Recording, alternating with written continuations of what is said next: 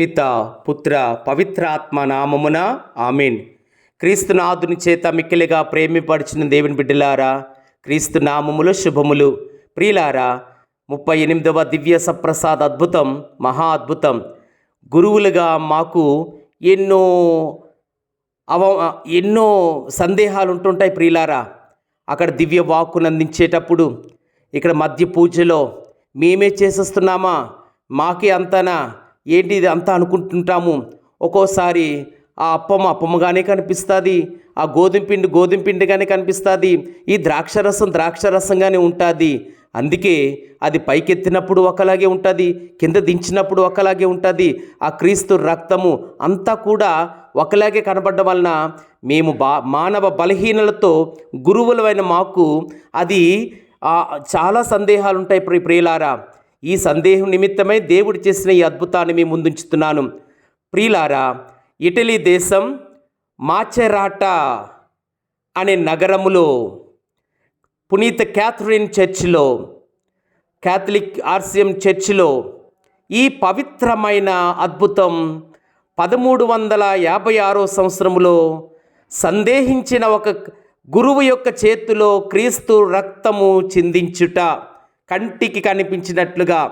ప్రియులారా, దీని తేదీ మనం చూసినట్లయితే ఏప్రిల్ 25, 1356 సంవత్సరములో పునీత క్యాథరిన్ చర్చిలో ఒక బెనడిక్టైన్ సభకు చెందిన గురువు పూజ సమర్పిస్తూ ఉన్నారు.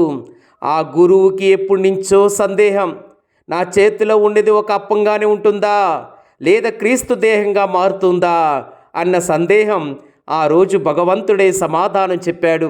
ఆ దివ్య పూజా బలిలో క్రీస్తు భగవంతుణ్ణి, ఇది నా శరీరము, ఇది నా రక్తం అని చెప్పిన తర్వాత, ఇదిగో దేవుని సర్వేశ్వరుని గొర్రెపిల్ల అని చెప్పేటప్పుడు ఆ పవిత్ర దేహాన్ని రెండుగా విరుస్తారు.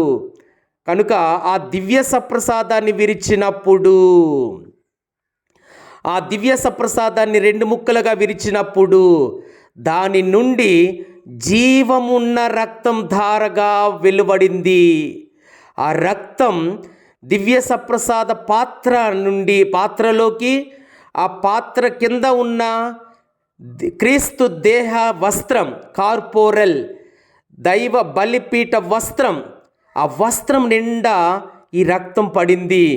ఆ గురువు భయముతో వణుకుతూ క్షమాపణ అడుగుతూ, ప్రభువా, నేను నిన్ను విశ్వసించున్నాను, నిన్ను ఆరాధించున్నాను, నన్ను క్షమించండి అని ఆయన విశ్వాసాన్ని ఘనపరుచుకొని బలపరుచుకొని బిషప్ గారి దగ్గరికి వెంటనే వెళ్ళి, బిషప్ నికోలా గారు, ఆ నికోలస్ బిషప్ గారితో ఈ అద్భుతాన్ని చెప్పగా, బిషప్ గారు వెంటనే వచ్చి దానిని చూచి విశ్వసించి మహాఘనముగా దివ్య సప్రసాద అద్భుతంగా ప్రకటించారు.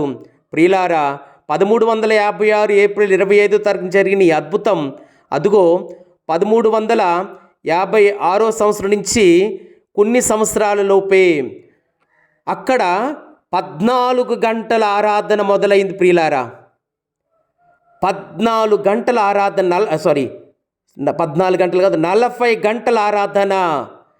ప్రియులారా, 1556 సంవత్సరం నుంచి అక్కడ 40 గంటల తరబడి ప్రభుని ఆరాధించడం విశ్వాసముతో.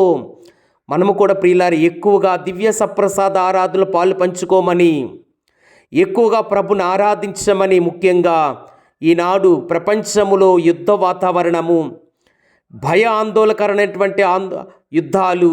ప్రభువా, ఈ యుద్ధము నుంచి మనల్ని రక్షించమని, శాంతింపచేద్దామని ఈ తపస్కాలములో 40 గంటల ఆరాధనకి